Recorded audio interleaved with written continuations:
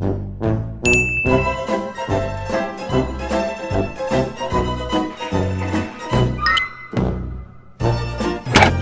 so as I was saying, today we need to. Sorry. As I was saying, today we need to talk about.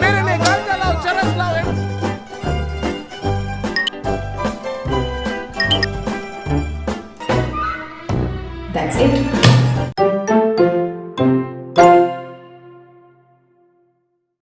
There's this question that's been haunting me. Why do we need to know everything? Here's what I think. We force ourselves to read, to watch, to discuss, to share, all so that we can one-up each other in the race to know it all. We wake up, grab the phone, we sit at the breakfast table, newspaper in hand. We make sure to share all our opinions on social media. And if someone disagrees with us, we feel the need to respond, to justify, to show them that we know more than them, just so that we can be right. But why? Because we are taught that knowledge is power, and we grew up learning that power is aspirational. Information, now available on a smartphone near you, is the power currency of the 21st century.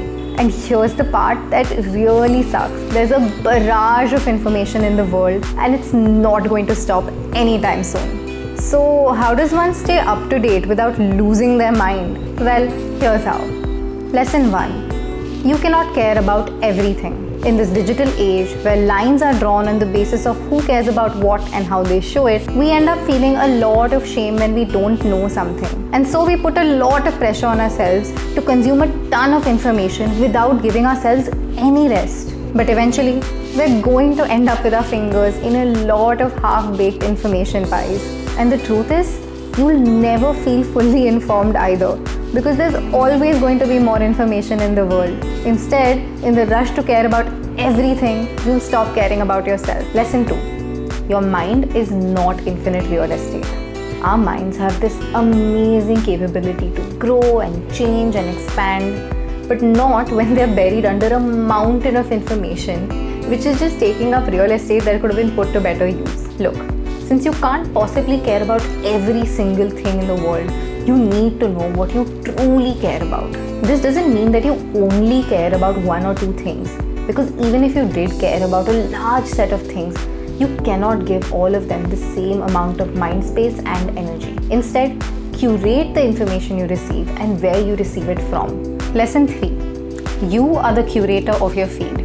It's hard to avoid something when it pops up as a recommendation, but it's still important to stop recklessly chasing information. First, limit your feed. For news, choose up to 10 sources, no more. And take the time to check their sources and whether or not they are biased. If you prefer in-depth analyses over bite-sized news, pick a couple of newsletters or YouTube channels whose writers and creators take the time to research and elaborate. And if you like instant news without all the details, then there's a bunch of platforms that can give you just that. Second, don't let your social media get choked up. Every other month, go through the list of people you follow and unfollow those who you are no longer interested in. It's better to follow a couple of hundred accounts whose content you really enjoy than a couple of thousand you liked one thing about once upon a time. Third, give your mind some rest by actively taking time off your phone. If there's one thing you need to expend energy on, it's building a resistance against spending all your time on your devices. How do you begin? As soon as you wake up. Put your phone aside and don't look at it for at least 30 minutes. Initially, you'll be a little fidgety and find it difficult because, let's face it, addiction to checking on one's notifications is a real thing. But your mind is capable of existing as is. No information needed. In fact, what your mind needs is space. To think, to wonder about the things that are going on in your life, to go through your mental health processes actively, to think about the things you want to do and how your interpersonal relationships are going.